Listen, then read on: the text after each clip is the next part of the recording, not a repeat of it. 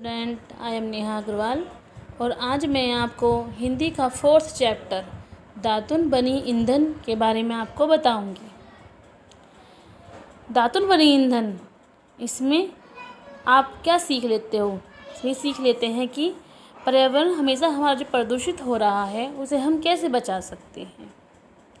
महात्मा गांधी पर्यावरण के प्रति बहुत ही सचेत थे।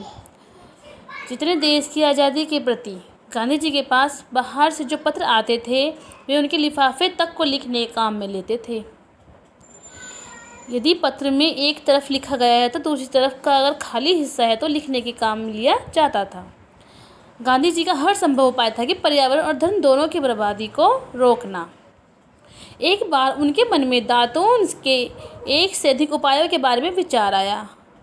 उस टाइम वे इंदौर के थे। उन्होंने वहाँ उसी दिन से दातून का उपयोग एक से अधिक कार्य में करना आरंभ कर दिया।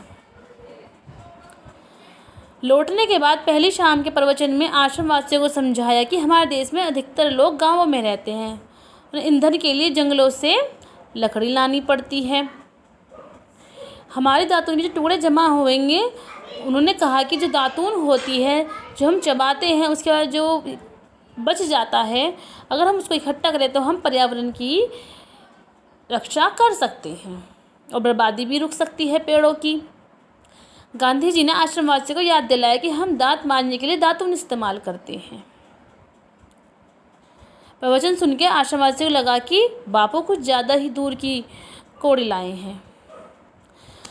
उन्होंने कहा कि अगर हम इतनी सी दातून इकट्ठी भी कर लेंगे तो उससे क्या होगा।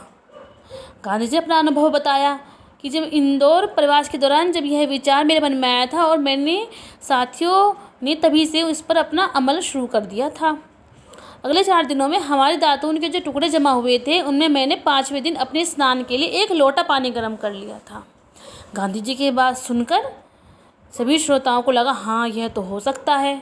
तो गांधी जी ने उसी दिन आश्रम के बाहर बरामदे में एक बाल्टी टंगवा दी और यह सूचना प्रसारित की कि हर सुबह सभी आश्रमवासी दातून करने के बाद दातून के टुकड़े इसमें डालेंगे और 10 बजे के आसपास कोई एक व्यक्ति उस बाल्टी में जमा हुए सभी टुकड़े धूप में सुखाने के लिए फैलाएगा।